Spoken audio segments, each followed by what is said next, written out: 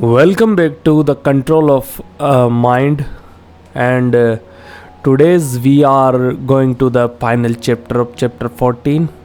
The chapter 14 is a mastering kind control, the ultimate synthesis of power, influence, and emotional mastery. Mastering the art of mind control is not about manipulations or reason or deception. It is about ability to guide thoughts, shape emotions, and influence decision in a way that aligns with truth, authenticity, and deeper human connection. True mastery of mind control does not create puppets. It cultivates leaders, visionaries, and individuals who inspire, transform, and elevate those around them. Now that we have explored the psychological, emotional, and strategic aspect of influence, it is time to bring everything together in a final synthesis, an ultimate formula for mastering your mind and guiding others with unshakable confidence. The journey toward complete mental and emotional mastery is not a straight path. It is filled with obstacles, self doubt, and the need for constant refinement. However, by implementing the principles outlined throughout this book, you will begin to see a profound shift, not only in how others perceive and respond to you, but in how you perceive yourself. Your mind will no longer be at the mercy of external forces.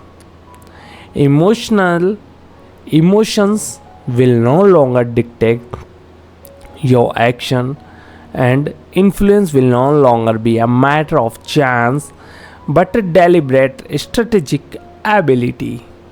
1. The final key: integrating logic, emotion, and intuition. Most people struggle with influence because they rely too heavily on one dimension of communication, either pure logic, raw emotions, or instinctual intuition. True mastery lies in seamlessly integrating all three. When logic, emotions, and intuitions work together, persuasion becomes effortless, and mind control reaches its highest level of refinement. Logic provides the foundation of credibility. People need reason, facts, and structured argument to justify their choices, no matter how compelling your emotional appeal. Without logic, people will hesitate. This is why, when the most powerful stories or appeals to emotions must be supported by structure, evidence, or a clear rational path forward. When you back up emotional storytelling with logic substance, people feel both moved and reassured. Emotions is what makes influence compelling. Logic alone is dry and uninspiring. People do not make decisions purely based on fact. They make them based on how they feel about those facts. This is why great leaders, storytellers, and influencers focus on emotional resonance rather than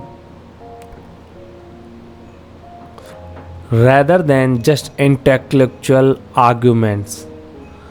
A fact can be debated, but a feeling is personal. If you can make someone feel something deeply, their rational will work to justify it afterward. Intuition is the unseen force that binds everything together. Great persuaders do not just follow formulas, they read the room, sense hidden emotions, and adapt their approach instinctively. Intuition allows you to detect micro expressions, shift in energy, and subtle cues that reveal unspoken thoughts. The most powerful influences are not just those who speak well, but those who listen deeply and adjust their approach based on what is happening in real time. When logic, emotions, and intuitions are perfectly balanced, influence becomes almost supernatural.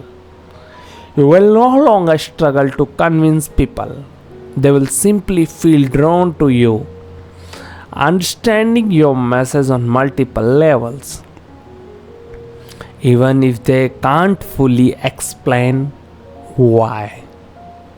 2. The mastery of self. Controlling your own mind before controlling others. You can't control the mind of others until you have master control on your own. This is where people most fail. They seek to influence actionally without first conquering their actional world. A mind that is reactive, unfocused, or emotionally volatile will never be capable to guide others with precision.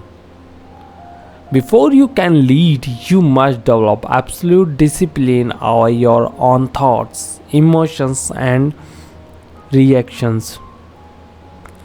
The first step is emotional regulation. Your emotions must serve you, not control you. Many people let external events dictate their mood, which make them unpredictable and unreliable as leaders. True mind control begins when you develop the ability to remain centered regardless of circumstances. This does not mean suppressing emotions, it means mastering them, so they enhance rather than disrupt your influence. The second step is mastering focus. A scattered mind can't persuade with clarity.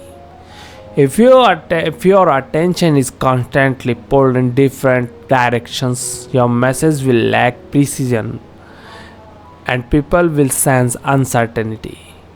Training your ability to focus, eliminate distractions, and communicate with absolute intent will make your word far more powerful. People trust those who execute clarity because clarity suggests certainty. The certainty creates influence. The final step is eliminating self doubt. If you hesitate, others will too. The strongest persuaders are not necessarily the smartest or the most articulate. They are simply the ones who project unwavering confidence.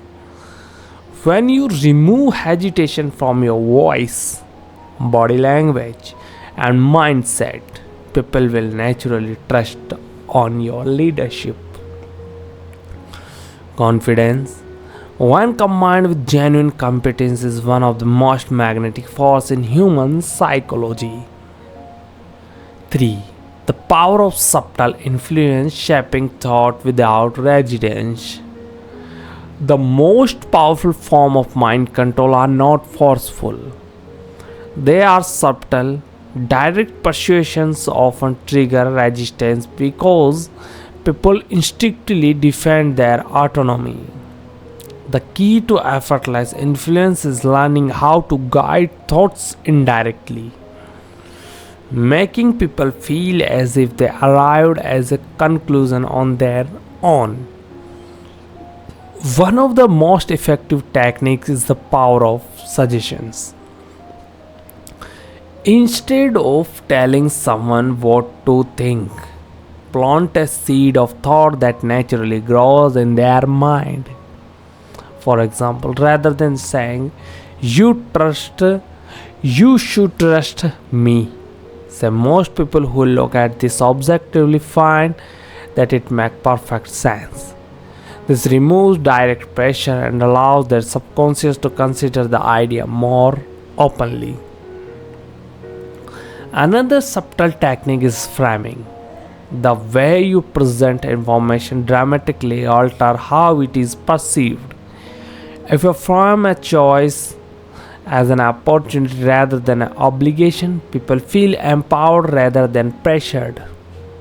This is why great persuaders use questions rather than commands, guiding people toward insight instead of forcing conclusion. A final key to subtle influence is mirroring. People trust those who reflect their own values, beliefs, and mannerisms. By subtly mirroring someone's language, energy, and emotions,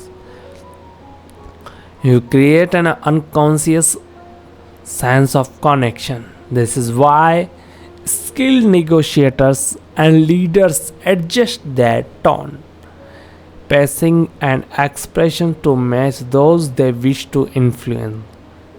Alignment breeds trust. Becoming a master of influence, your final transformations.